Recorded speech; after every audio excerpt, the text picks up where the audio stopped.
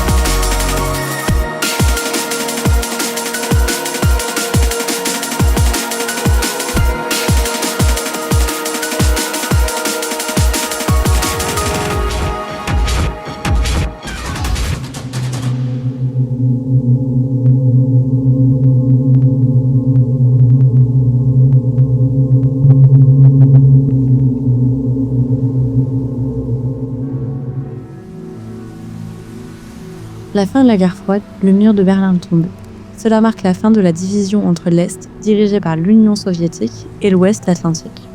La mondialisation, c'est-à-dire le fait que les pays soient de plus en plus connectés entre eux, rend le monde plus interconnecté. Sur le plan économique, cela veut dire que les pays échangent de plus en plus entre eux. Le marché devient aussi plus libre, ce qui donne plus de pouvoir aux entreprises. Elles peuvent maintenant prendre plus de décisions par elles-mêmes, sans trop de régulation. Des nouvelles technologies comme Internet aident encore plus ces changements en rendant les entreprises et les économies plus efficaces.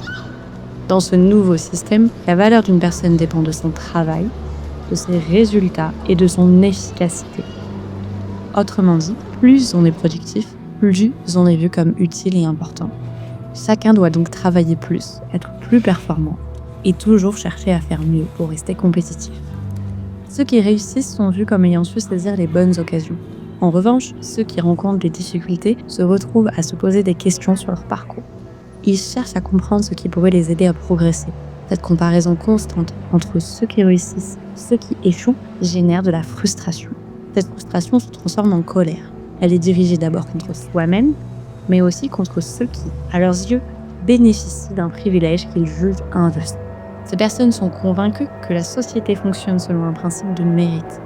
Ceux qui réussissent ont travaillé dur pour cela, et ceux qui échouent doivent se remettre en question. L'échec leur semble être une atteinte à leurs droits naturels, comme si la société leur devait une certaine reconnaissance. Leur colère ne s'attaque pas uniquement aux inégalités réelles, comme les différences de richesse ou d'opportunités. Elle provient aussi du sentiment que ce qu'ils jugent être leur dû, une certaine place ou réussite, ne leur a pas été donné. Peu importe le groupe social, elle existe toujours sous différentes formes. Cette mise à l'écart crée de la souffrance. Elle génère des inégalités qui touchent les individus. Plutôt que d'encourager l'autonomie et la coopération, la société met en avant la réussite personnelle. L'individu est poussé à se concentrer sur lui-même, à prouver sa valeur et à rechercher l'approbation des autres. Pour être accepté, il doit surveiller son comportement, contrôler son apparence et toujours chercher à s'améliorer. Ce besoin constant de perfection ne s'arrête pas au travail, il envahit aussi la vie privée. Chaque aspect de son quotidien devient un terrain d'optimisation où il doit se conformer à des normes de performance et de succès. L'humain se voit comme un projet toujours inachevé, obligé de s'améliorer sans cesse. Ce sentiment crée un vide, une impression de ne jamais être assez bien. À force, cela peut mener au nihilisme, une vision du monde où rien n'a de valeur ou de sens profond. La réussite n'est plus perçue comme une satisfaction personnelle, mais comme un simple chiffre ou une reconnaissance extérieure. Tout ce qui ne correspond pas à ces critères est vu comme inutile. Cela pousse à un stress intense, au burn-out et à la dépression. Pour être accepté, l'individu doit constamment surveiller son image et chercher à s'améliorer. Il finit par ignorer ses vrais besoins et ne plus écouter ce qui lui fait du bien. Si son seul moteur devient la validation des autres, l'échec lui semble insupportable. Quand cette quête de réussite devient une obsession, elle peut se transformer en souffrance. Incapable de partager un but commun, elle s'enferme dans un cercle vicieux de solitude et de détresse qui peut mener à l'autodestruction. Le cinéma contemporain montre une angoisse permanente et chaque réalisateur la représente à sa manière, Dans les années 60 et 70, après les grands changements sociaux et politiques de l'après-guerre, beaucoup de valeurs traditionnelles sont remises en question. C'est à cette époque qu'une nouvelle manière de voir le monde apparaît, où la quête de sens devient à la fois un chemin personnel et un constat de désillusion. De nombreux films de cette période montrent des personnages qui se sentent perdus, confrontés à un monde qui semble ne pas avoir de sens. Mais le nihilisme va plus loin, en refusant même de lutter contre cette absurdité de la vie.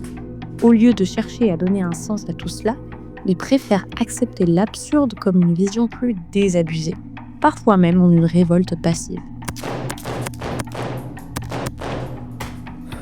Au cinéma, le nihilisme devient alors plus introspectif, où les personnages se tournent vers leur propre expérience et fatalistes, ils acceptent que rien ne peut changer.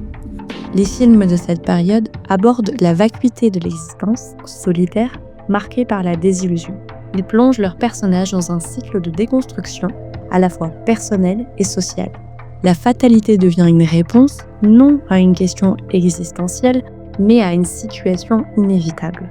L'idée que l'individu est pris dans un engrenage duquel il ne peut sortir, sauf par la violence, devient centrale. Dans le cinéma américain, de nombreux personnages incarnent ce nihilisme.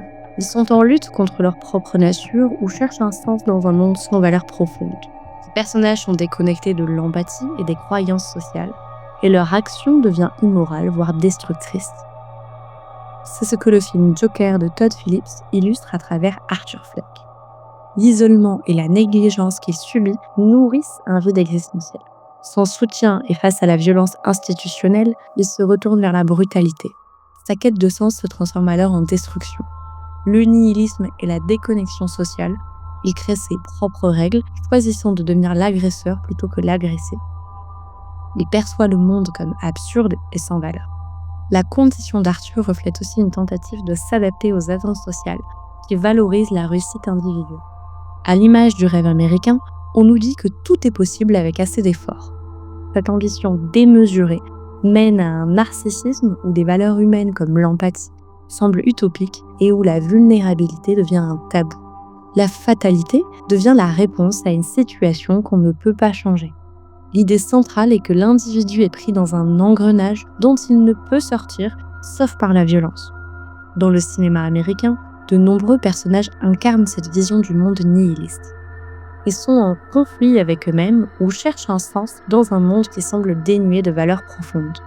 Ces personnages sont déconnectés des autres, de l'empathie et des croyances sociales, et leur action devient de plus en plus immorale et destructrice. Le film Joker de Todd Phillips illustre bien ce phénomène à travers son personnage principal, Arthur Fleck.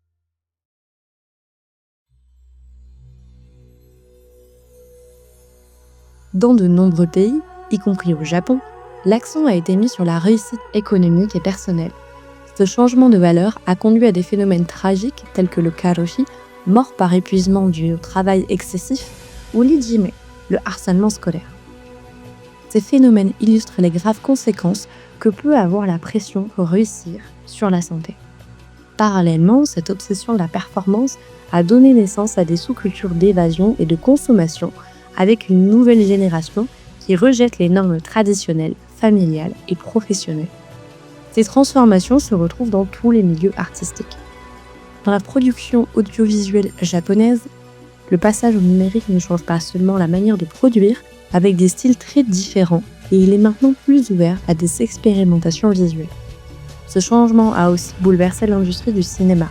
Avant, les grands studios comme la Toei, Shochiku ou Nikatsu dominaient le marché. Et avec l'arrivée du numérique et de la crise économique des années 90, ces studios ont peu à peu réduit leur activité et parfois même vendu leurs studios. Cela a permis à un nouveau type de cinéma plus indépendant de se développer. Par exemple, la part des films indépendants est passée de 18% en 1992 à 32% en 1997. Cela montre que de plus en plus de cinéastes ont choisi de faire leurs films sans passer par les grands studios. Les films indépendants ont permis aux réalisateurs plus de liberté. Ils peuvent maintenant raconter des histoires très différentes sans être limités par des règles strictes. Mais cette liberté a un prix. Les réalisateurs indépendants n'ont souvent pas beaucoup d'argent pour faire leurs films et ils doivent jongler avec des budgets très serrés. Le numérique a aussi rendu possible la diffusion internationale des films japonais. Après la bulle économique des années 80, le Japon traverse une période de crise avec une stagnation économique.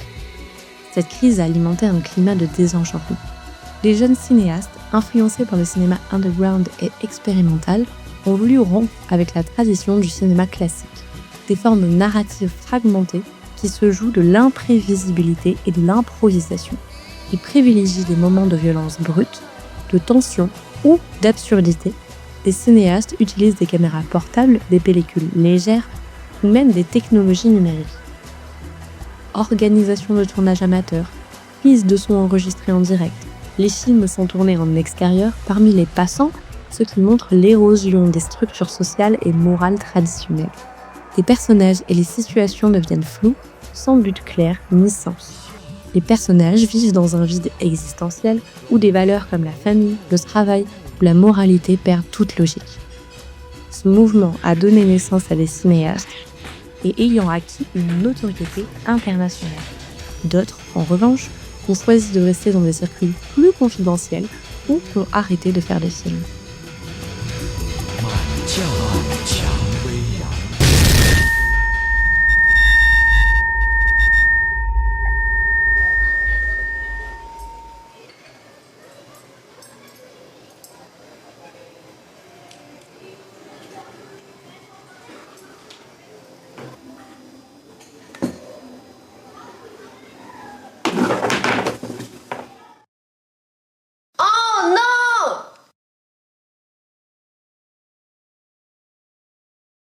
Finally, my film was completed. I am still alive in La Palma.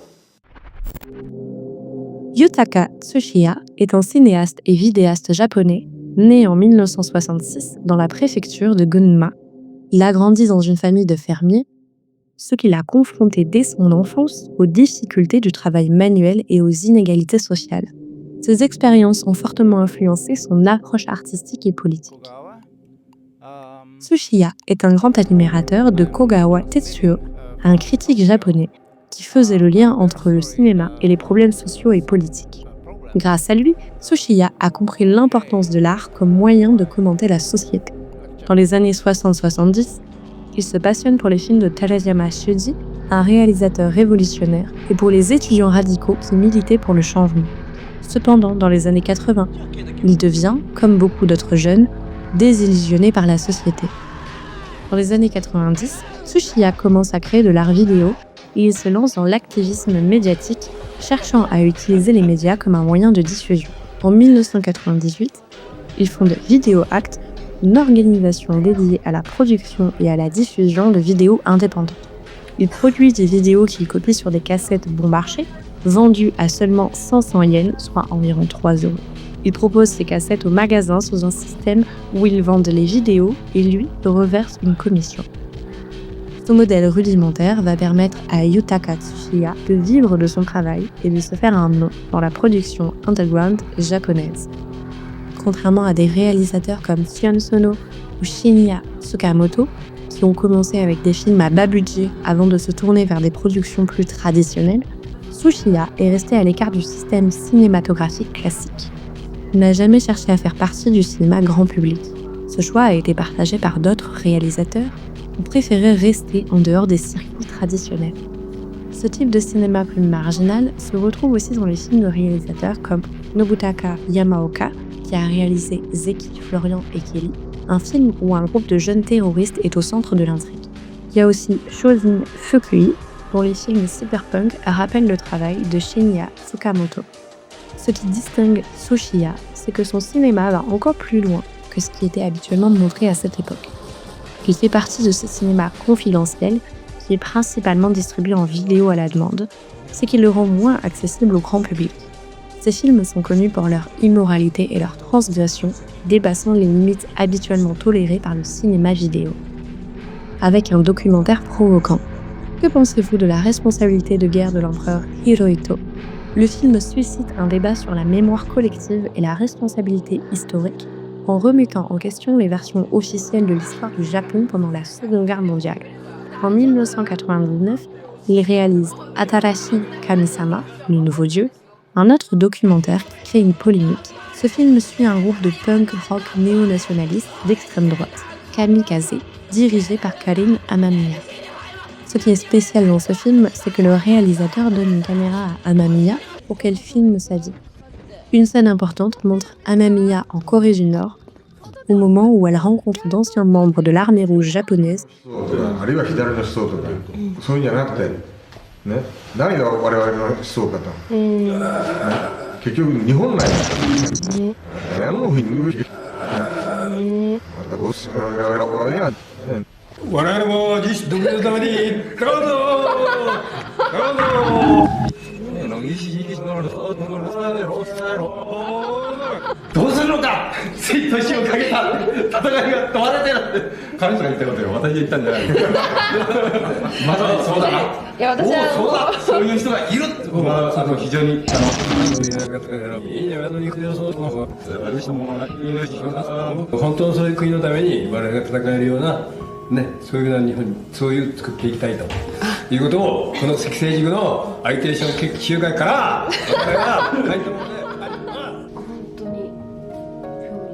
Peu après avoir réalisé ce film, le réalisateur épouse la chanteuse Karin Amamiya. Atarashi Kami-sama reste un film expérimental et ne se fait connaître qu'à petite échelle. Karin Amamiya abandonne ses idéologies négationnistes et nationalistes au fil du temps. Elle devient écrivaine et se lance dans la politique. Elle rejoint les mouvements social-démocrates au Japon, qui luttent pour des causes comme la réduction des inégalités sociales et l'abandon de l'énergie nucléaire. Le réalisateur, de son côté, continue à produire des films, mais plutôt sous forme de vidéos. En 2012, il sort un film intitulé Taryumi Shoujo no Gyokatsu Nikki. Ce film raconte l'histoire d'une adolescente perturbée qui passe son temps à se filmer avec son appareil photo et à utiliser Internet. L'adolescente cherche même à expérimenter de la violence, poussée par une curiosité étrange, comme un désir de voir ou de vivre des choses choquantes et effrayantes.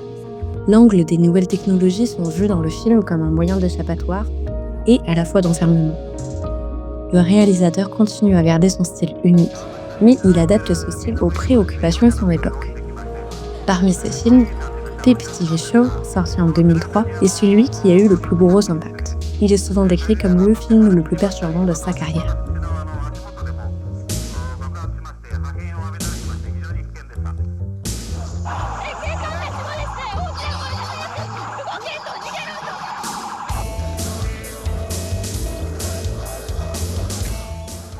Hasegawa est un jeune homme solitaire coupé du monde. Il passe ses journées à filmer secrètement des passants, à leur insu, avec une caméra cachée. Il vit dans une sorte d'isolement, porté par une fascination sur le morbide. Un jour, il rencontre Moe, une jeune femme fascinée par la culture gothique, la mort, et qui a des tendances suicidaires.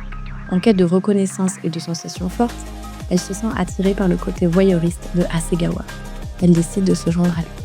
Ensemble, ils commencent à espionner les gens, filmant des inconnus, leur quotidien et tout ce qu'ils voient. Ils créent une émission clandestine appelée Pip TV Show. Leur projet devient un miroir déformé de leur propre vision du voyeurisme, de la surveillance et de leur place dans une société qu'ils jugent dysfonctionnelle. Dans leur petit appartement, Hasegawa et Moe se plongent dans des recherches obsessionnelles sur les terroristes et les attentats suicides, surtout ceux contre les tours du World Trade Center. Peu à peu, cette spirale les entraîne dans une quête autodestructrice. Ils développent des comportements menaçants, voire meurtriers, sans but ni fin apparente. La spirale autodestructrice des personnages en montre un désenchantement général. Dans un monde où les crises se succèdent, où la surveillance est partout, Hasegawa incarne l'isolement et la destruction, il se complaît dans un pessimisme et un fatalisme qui l'enferment. L'attentat du 11 septembre est une de ses grandes obsessions. Cet événement devient un symbole de catastrophe et de désintégration. Le traumatisme du 11 septembre ne se limite pas aux États-Unis.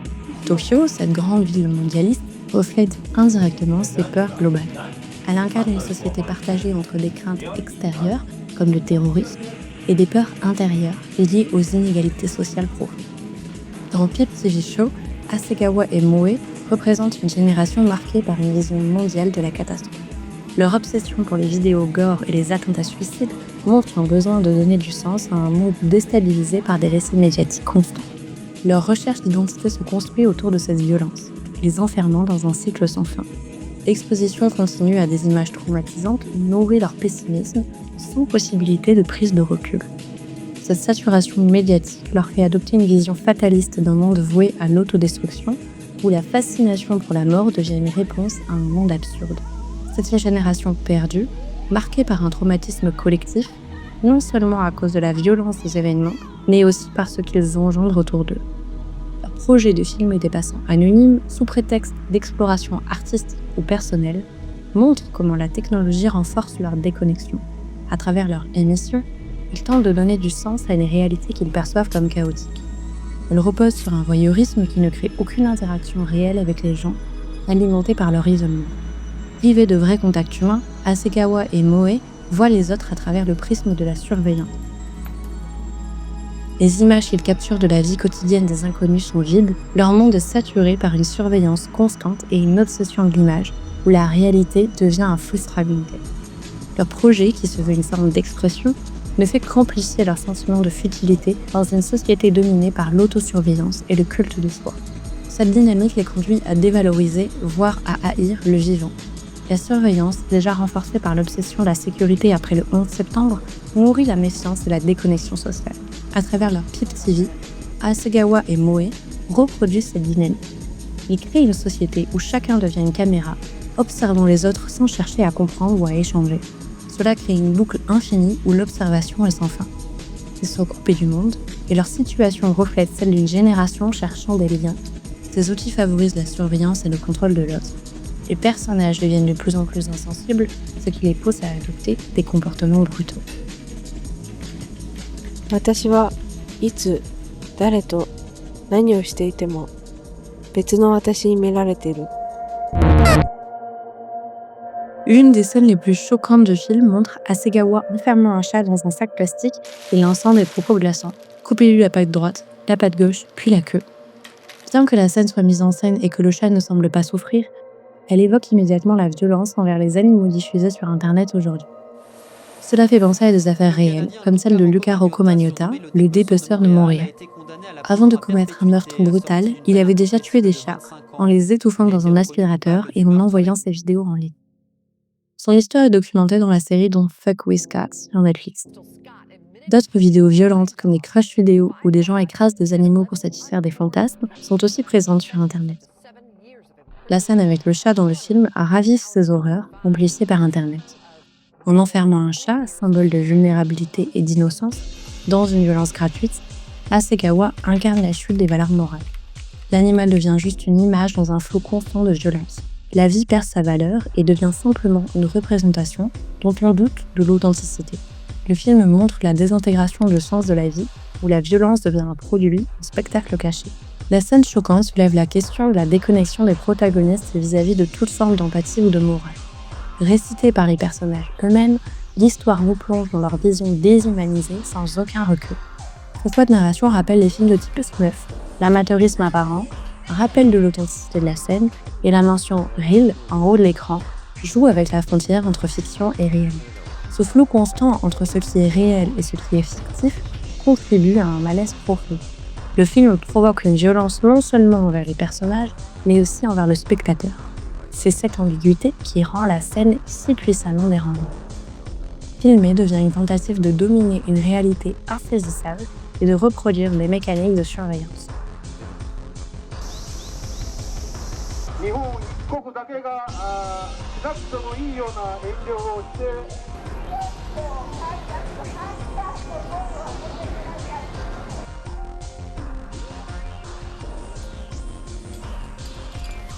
Yutaka Tsuchiya analyse comment la souffrance humaine et la violence sont utilisées comme des produits dans une société où le marché domine tout. L'idée est que, dans cette société, tout peut être transformé en marchandise, même la douleur ou l'exploitation des individus, pour servir des intérêts économiques ou politiques. Cette transformation se fait dans une culture où on consomme des images, notamment grâce à Internet et aux médias, qui rendent chaque expérience humaine, que ce soit la douleur, l'intimité ou l'exploitation, mais aussi parce qu'ils sont devenus indifférents à la souffrance qu'ils captent. L'exploitation dans ce film ne se limite pas seulement à filmer les autres, mais touche aussi leur mode de vie. Moe, par exemple, adopte le style Lolita, qui est une mode hyper féminine associée à des vêtements délicats et des silhouettes enfantines. Ce style est utilisé dans les médias pour représenter l'innocence ou la pureté. Cependant, pour Moe, ce style contraste avec la vision sombre et désenchantée qu'elle a du monde. Enfin, cette mise en scène de soi où Moe se présente de manière soignée et stylisée est utilisée pour attirer l'attention ou répondre aux attentes de la société, en particulier celle du regard masculin. Et paradoxalement, cela lui permet aussi de prendre le contrôle de son image et d'exprimer une forme d'échappatoire, tout en se réappropriant son corps et son apparence. 今日も昨日と変わらない。明日も今日と変わらないだろう。と、もう一人の私が言っている。私は何かに閉じ込められてるみたいだ。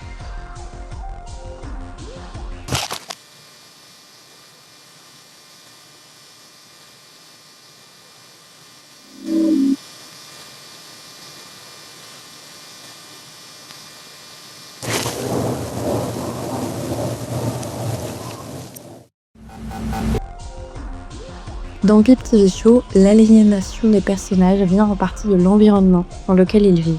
Tokyo, qui est un symbole de la modernité au Japon, est dépeinte comme une ville où la technologie avancée coexiste avec l'isolement social. La ville, avec sa forte densité de population et son urbanisation massive, a des effets négatifs sur les individus. La société japonaise valorise une discrétion stricte dans les interactions sociales, mettant un point d'honneur à ne pas déranger les autres, ni attirer l'attention sur soi. Cette attitude découle d'une volonté de maintenir l'harmonie et d'éviter toute forme de gêne qui pourrait perturber l'ordre social. Ainsi, dans les espaces publics, les individus cherchent à préserver leur espace personnel, se comportant de manière réservée pour ne pas devenir une salle de nuisance, en évitant de parler fort ou de faire des gestes trop visibles. Cette dynamique engendre un respect instinctif de l'anonymat où l'on cherche à ne pas se faire remarquer.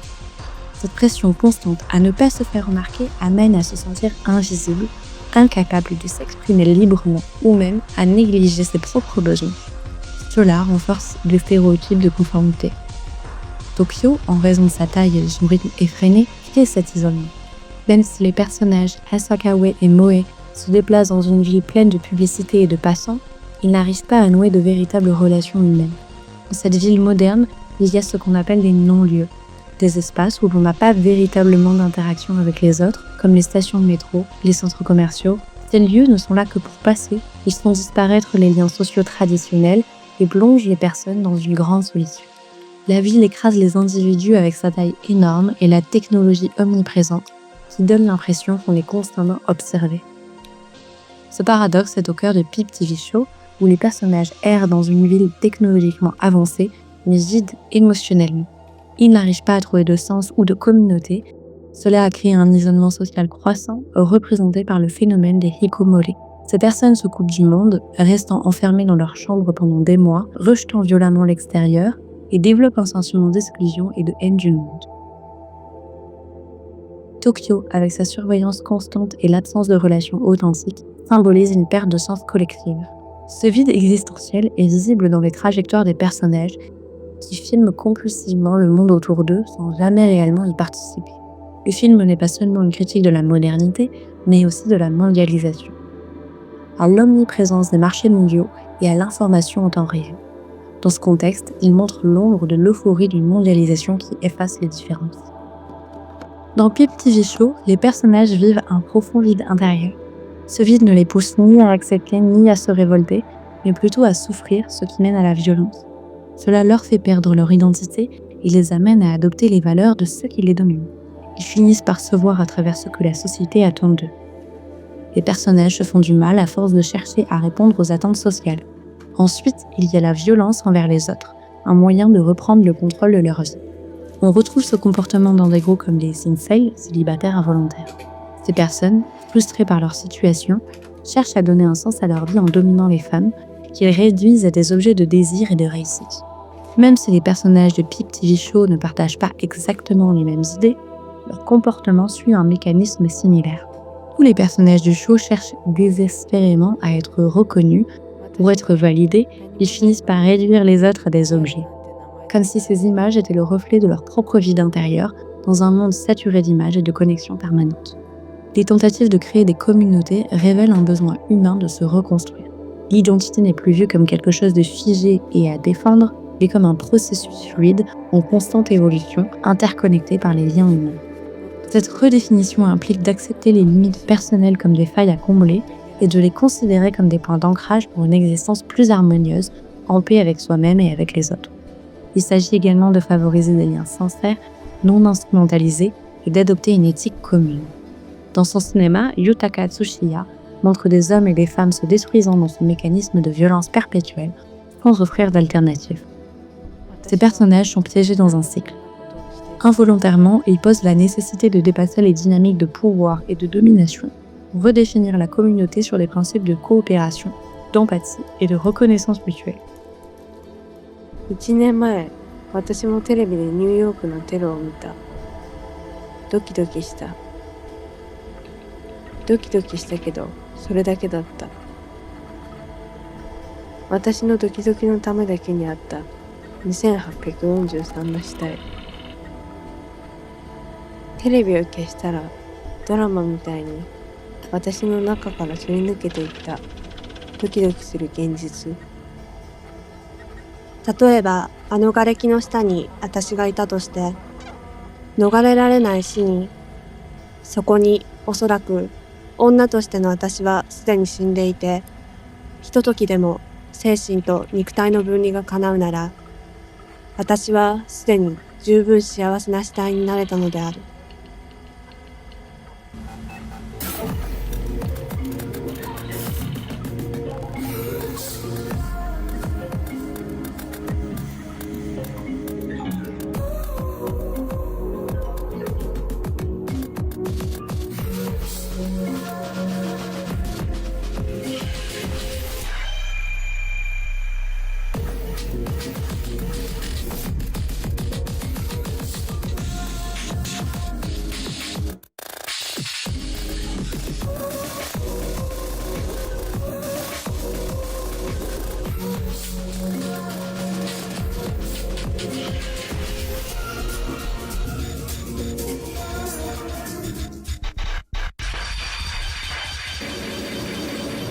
Надеюсь, ты слышал что-нибудь о земной звезде.